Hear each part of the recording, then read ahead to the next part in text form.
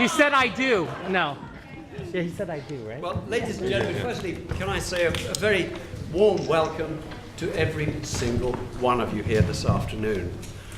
This is a speech which I was advised by Louise many years ago I would never have to make. Dad, I'm not getting married. Dad, I'm not having babies. So all that's gone by the board now, and of course we have both of those things, perhaps in the wrong order. That's the miracle of modern science. Now, I have been asked by Louise to keep it short, so I'll try and do that. You've travelled, many of you, from far and near, and that's quite impressive. I'll come to that in a moment. But something's come up this afternoon which I have to put into the little presentation. As you know, we had a lovely green Southdown bus carrying us from Arundel Town Hall to this lovely hall here, operated by a chum of ours called Nick. He was the big chap driving the bus. But regrettably, well done. Hopla! Regrettably, Diana and her family decided to follow another bus. And it turned out to be the number 12 night bus to Glasgow. But they did get here a little bit late, but nevertheless, we were so pleased to eventually, Diana, wherever you are, to see you arrive with a broad smile and with your beautiful relatives with you. Well, as I say, we've got many countries represented here this afternoon, and I'd like to just go through that quickly because it truly is a spectacular list. It's almost like a United Nations convention we've got here. And we have our bride, of course, our beautiful Louise. And she's there from Sussex, right here in England. And Danielle, her groom, from Venezuela. But Daniel. La fuerza. But honoured guests, of course, and I'd like to just run through it quickly. We've got people from Korea, from Holland. Yes, from Holland. Where are the Dutch? Well, yeah, there they are. And of course, I don't know how they could have afforded this, but from the United States of America.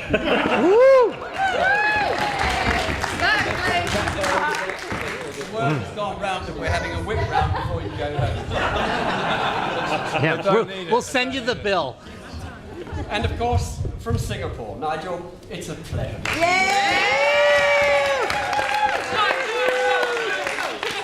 Nigel and I had some wonderful conversations, I remember, in Thailand.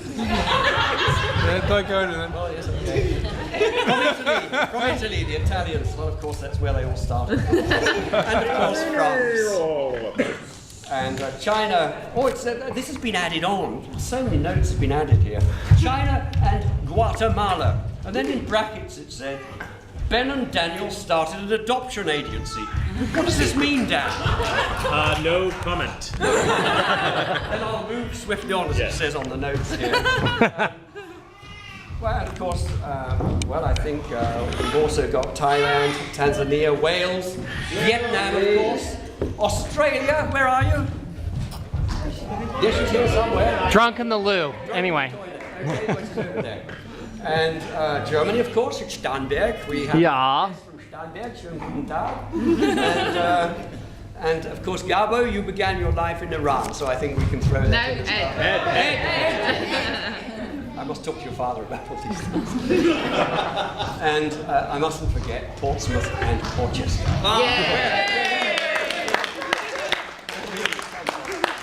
Life began for Louise in 1974, here in this county of Sussex, and she was born in a little hospital in Horsham, which is a county town not far from where we are now. About 2:15 in the afternoon, as I remember, Chris. Where is she? Where's Chris? 3:15. Was it 3:15, love? 3:30. You should know. Now, we had waited all morning for her arrival, and finally 3:30 arrived, and a friend of Christine and mine delivered her. He was a musician with me, a rock guitarist. He was a doctor. Who became... Yeah. Da-na-na-na-na-na-na. It said in my notes, swiftly. Well, I went home then for some food and for some rest because this business is quite tiring. Even just watching. And now I have to tell you about what happened on that particular afternoon.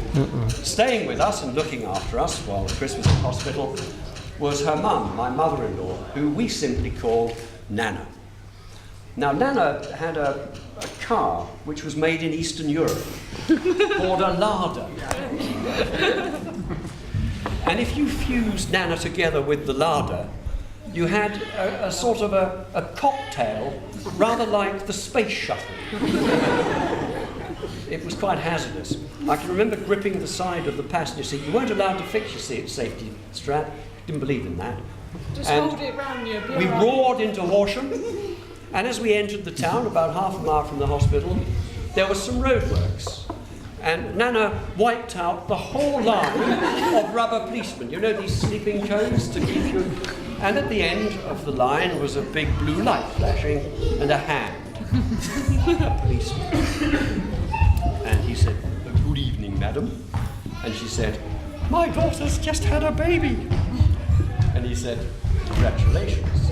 And he turned and surveyed the garbage behind the car and said, "Thank God it wasn't twins." Well, we went. He was a kind man, and we went on to hospital. And Christine was there, very tired, of course, with this lovely child, Louise, and she was truly, as she is today, as a baby. She was as beautiful then as she is now.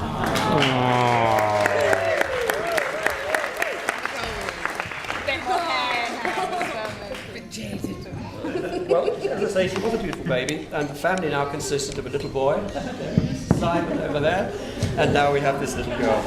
Now, I was working in civil aviation then, and working all over the world, and we had to take Louise to Singapore night. We went off to Singapore in 1974 when she was just 6 weeks old. And then I had an assignment in Australia and New Zealand. So we went to New Zealand, where Christine stayed with her cousin Barbara and Roy, husband Roy, and I left them there and went off to Australia for 4 or 5 days to do my work. So she really did catch the travel bug very early on in her life. It was most uncomfortable bringing her home from New Zealand on a VC-10, 5 stops, 32 hours, and she was in a basket on our lap. But there you are, that's an aside. Then she came home and attended a small, beautiful little Catholic convent school in Storrington near here, and then went on to 2 senior Catholic schools, and finally Stenning Grammar, where she sat her examinations of ordinary certificates and advanced certificates. And she was a very diligent student, and achieved wonderful results. Yes. It's a SWAT. I'd like to go back to the because when she was 3 or 4 years old, we had a big old rambling country house which was called Corner Cottage. And it had a large garden, and an area of the garden was wild, with trees around it. And we called this Dingley Dell, and Louise had a wonderful life in Dingley Dell of imaginary people. She walked around with a baby on her back because, having lived in Africa, she didn't carry them on the front, she carried them on her back. But the dollies were always on her back, and she also had lined up on the bank a line of dollies, and she would give them lessons. And this was perhaps, to us, Christy and myself, the first indication that Louise was going to have a teaching vocation in years to follow. But as I say, that's a little bit about her early life. And, I remember we had to camp there one night.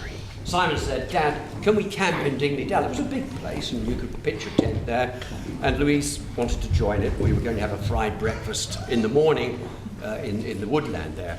And Louise had to have a long table run from her bedroom with her bedside lamp, because although she wanted to join in this wild expedition, she also wanted to have the security of her bedside lamp. I wanted to read my book. Now, Louise turned out later to be a very fine ballet student, a student of ballet, and that was only cut short by a horrendous skiing accident near Freiburg in the Black Forest in West Germany, as it was then, where Christine and I met her in a terrible situation in the hospital. But nevertheless, that was the end of her ballet, and she also became a very accomplished horsewoman. You remember that? I tried. Right. But what pleased me more than anything was she became a very fine pianist. She learned to play the piano under the direction of Brenda Mendelssohn, who was a great-great-granddaughter of the wonderful European composer and conductor. So we were all very happy about that. And she still played wonderful music, which I enjoyed so much.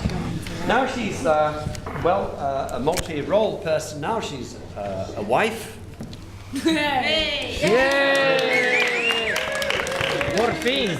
She's a mother. And she is, of course, a school teacher. She went off after university, where she attended, which she attended for 4 years. A very happy day when she graduated, of course. Many of you have been through it. And, that was her education finished, and then she taught at the Brook. Yay, Michelle. And then under Jed, of course, that was Jed, the head teacher there. Jed's not here. No, it's sad he's not here. I was hoping he would be. And then off to Thailand, where many of her family travelled to see her working there. They're all over there. And of course, Nigel was there as well then. And off finally to Venezuela. Oh, not finally. Then to Venezuela. Und jetzt nach Starnberg im Deutschland. Ja! Sing Heil!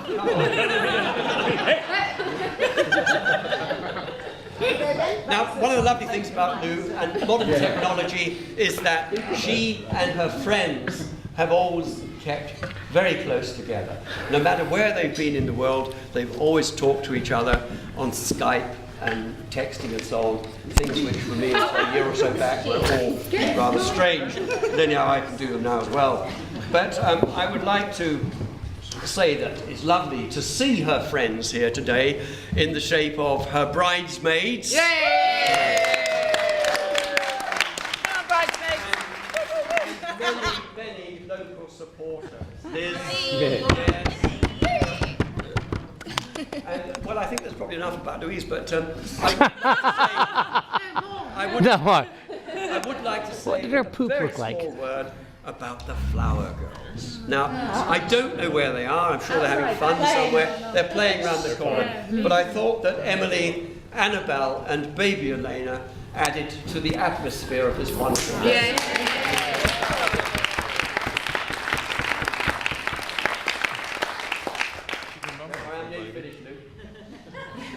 Page 4. Before I finish, I'd like to just make a comment now about the groom, Daniel. Here it comes! I'm ready for this, Daniel. Run, Dan, run. Got my whiskey. Well, I haven't known Dan so long, but I met him in Venezuela, and he was very kind to me when some awful bug bit me there and I was rushed to hospital. He sorted me out with Louise. I don't feel, Dan, I've lost a daughter, or we don't feel we've lost a daughter. We've certainly gained you. And we've also gained a very lovely mother-in-law and her family, and Gabo and Ed. Where are you both? There you are. I can only say,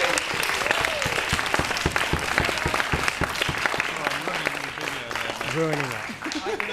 Dead to no me. matter how our situations are in all our work and family life, domestic life and so on, we are a unified bond now, and we love you for that. Thank you. Cheers! We're not done.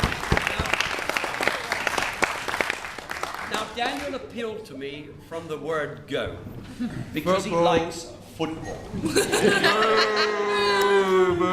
For many, many years, I've been tortured by a club known as the Portsmouth City Football. and the Blues, yes, and Daniel has become one of the newest members of this particular club. Sadly addicted. And I can only say how impressed I was that when I took him there to a Premiership game when we were still, riding high, that I got him up in the big seats there at the top of the stand, about 4 down from my season ticket position.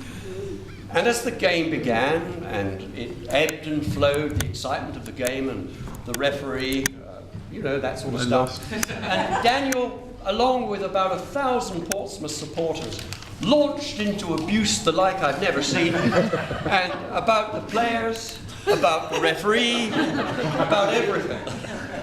And of course, he became my boy.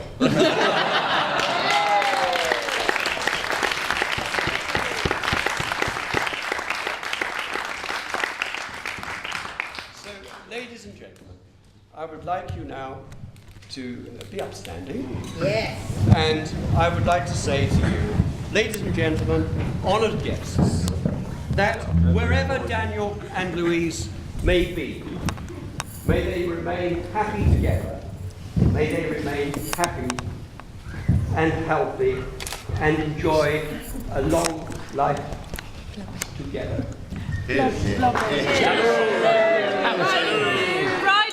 Bride and groom. Kiss. Hello.